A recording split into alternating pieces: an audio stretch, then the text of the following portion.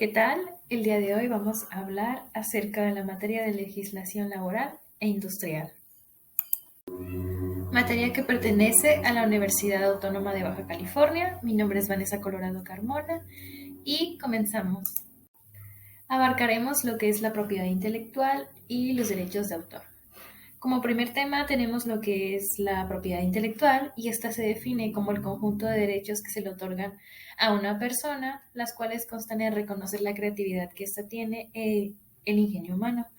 Y estas creaciones pueden ser obras literarias, pinturas, esculturas, imágenes, videos, entre otros, etcétera, ¿no? Y además estos aseguran el reconocimiento por parte del autor, porque pueden también gozar del aprovechamiento económico que les puede beneficiar su propia creación.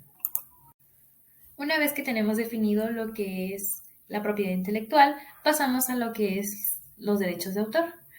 Estos se utilizan para describir los derechos o hacer reconocimiento a los creadores de obras literarias y artísticas. Esto quiere decir que toda obra puede tener protección por derecho de autor y estas van desde la música, pintura, libros, escultura, películas, hasta los programas informativos, base de datos, anuncios publicitarios y dibujos técnicos. En otras palabras, esto quiere decir que solamente estos derechos le pertenecen a la persona que lo ha creado.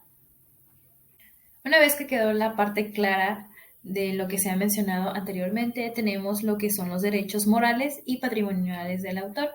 En primer lugar, tenemos los derechos morales y el primer punto dice que se debe exigir el nombre y el título de la obra, que estos sean mencionados cada vez que ésta se utilice, publique o divulgue. Es decir, que en cualquier película, cualquier video musical, esta debe ser mencionada o el autor debe ser mencionado para que haga referencia a quien la creó. El segundo punto dice, oponerse a las transformaciones o adaptaciones de la misma, es decir, que no se puede modificar a menos que el autor dé autorización.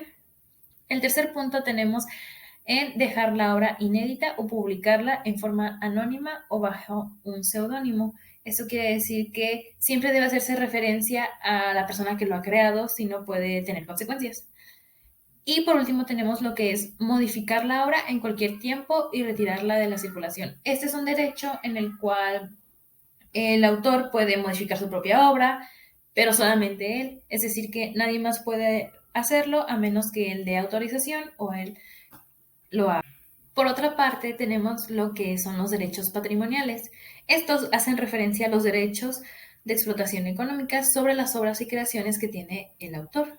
Pueden ser transferencias, mediante una venta, mediante una donación o cualquier otra figura. Por ejemplo, puede ser incluso subastada, ¿no?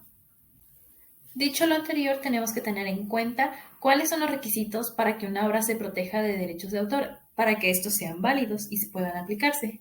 Dentro de los requisitos tenemos, en primer lugar, que deben ser creadas por una persona física. Esto quiere decir que no pueden ser ni moral, ni un animal, ni cualquier otra entidad, sino tiene que ser una persona física. Estas deben ser originales, una creación propia, incluso puede ser una innovación, pero con el toque personal de una persona.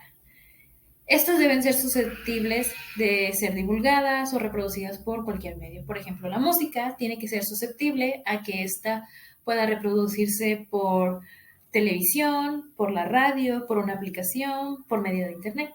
Y por último, tenemos que estas deben ser fijadas en un soporte material. Para concluir con el tema de propiedad intelectual, tenemos lo que es la vigencia de los derechos de autor, de manera moral y patrimonial. Esta establece que tendrá una duración o una vigencia durante la vida del autor y a partir de su muerte 100 años más. Una vez que haya concluido ese tiempo, pasará a dominio público.